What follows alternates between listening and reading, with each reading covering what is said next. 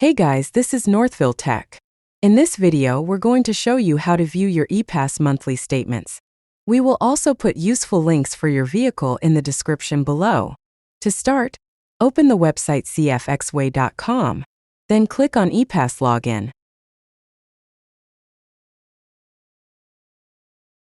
Now log in with your username and password.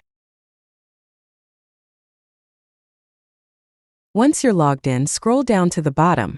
At the bottom, you will see a section for Reports and Activity. Under Reports and Activity is an option for monthly statements. Click on Monthly Statements. Now select the year and month of the statement you wish to view. After selecting, click on the View button. The file will then be downloaded. Click on it to view. That's how you view your ePass monthly statements. Thank you so much guys for watching. And if you have not yet subscribed to our YouTube channel, please subscribe to our YouTube channel as we create tech videos almost every day.